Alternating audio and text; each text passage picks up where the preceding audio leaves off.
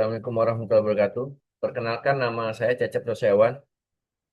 Saya saat ini bekerja di HTI atau Hutan Tanaman Industri.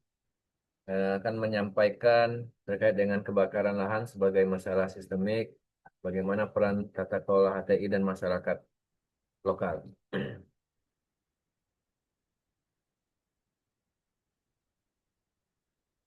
Isu lingkungan.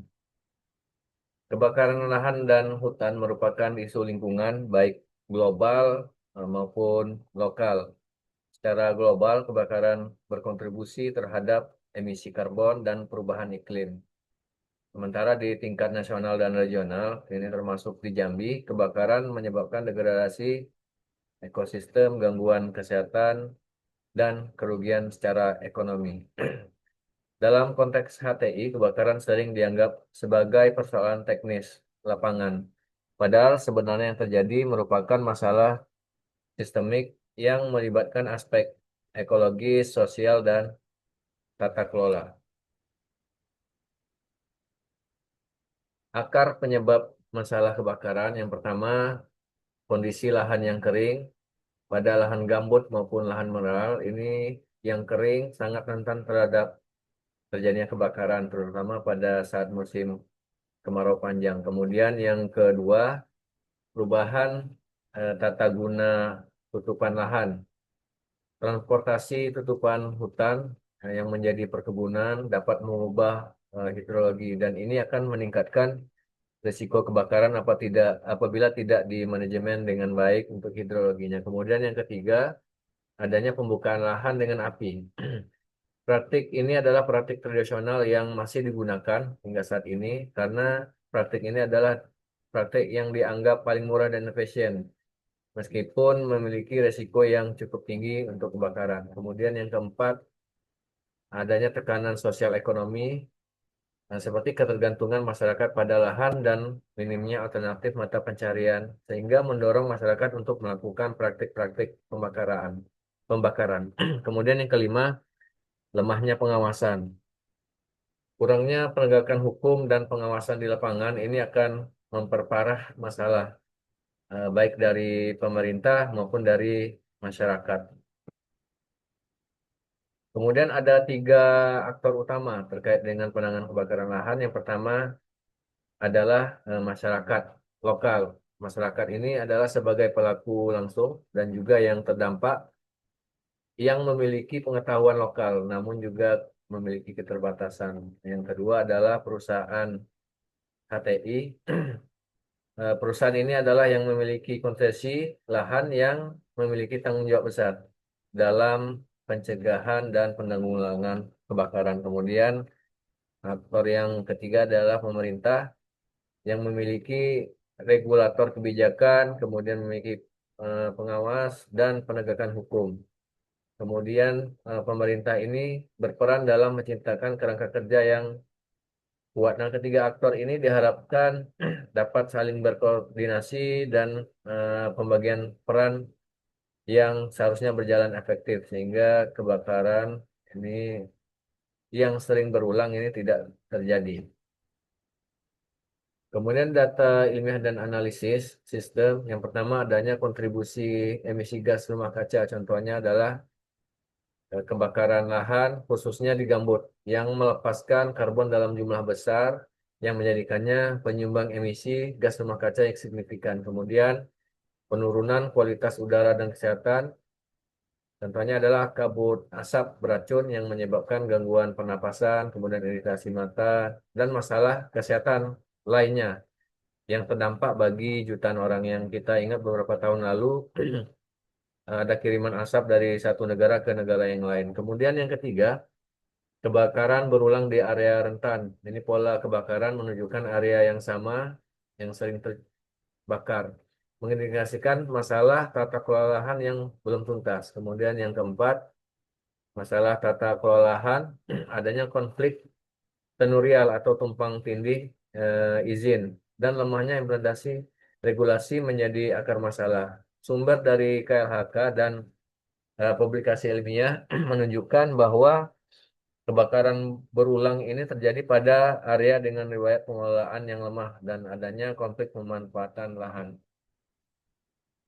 Kemudian analisis sistem yang ada beberapa faktor. Yang pertama faktor biofisik. Ini contohnya adalah iklim ekstrim, kemudian lahan kering, dan bahan bakar biomasa yang melimpah. Kemudian faktor yang kedua adalah faktor sosial ekonomi. Ini seperti kebutuhan ekonomi masyarakat, kemudian adanya masih praktik pembukaan lahan secara tradisional atau pembukaan lahan dengan api yang masih terjadi hingga saat ini, dan adanya konflik tenurial. Kemudian faktor yang ketiga adalah faktor kebijakan dan kelembagaan. Ini contohnya adalah regulasi dari eh, yang lemah, kemudian kurangnya penegakan hukum dan tata kelola yang belum optimal. Kemudian yang keempat, adanya interaksi sistem, kombinasi dari faktor-faktor yang menciptakan siklus kebakaran berulang yang sulit diputus. Kemudian untuk refleksi profesional, yang pertama adalah menjadi pembelajaran utama bagaimana memahami kompleksitas masalah kebakaran lahan dari perspektif multidisiplin, bukan hanya teknis lapangan saja. Kemudian yang kedua, ini akan merubah cara pandang sebagai praktisi HTI. Kini saya melihat bahwa adanya pentingnya dalam melibatkan masyarakat dan pemerintah secara aktif dalam solusi. Kemudian pendekatan pencegahan ya. Pencegahan ini bukan sekadar pemadaman, tapi juga adanya tata kelola yang baik, kemudian adanya pemberdayaan dan penegakan hukum. Kemudian adalah kolaborasi lintas sektor. Solusi ini adalah solusi yang efektif, hanya yang tercapai melalui kerjasama harmonis antara perusahaan, masyarakat, dan pemerintah. Kemudian ada pembelajaran yang terpenting ya pada mata kuliah ini bahwa masalah lingkungan itu jarang berdiri sendiri. Kebakaran lahan bukan hanya soal api-api, juga soal tata kelola, kemudian bagaimana keadaan sosial dan keberlanjutan jangka panjang. Dalam pekerjaan saya di sektor HTI, pemahaman ini mengubah cara pandang bagaimana pencegahan kebakaran ini harus dilihat sebagai bagian dari manajemen risiko lingkungan, bukan sekadar kewajiban teknis. Kemudian insight baru yang diperoleh adalah bahwa keberlanjutan hanya bisa dicapai jika solusi teknis berjalan seiring dengan pendekatan sosial dan kelembagaan.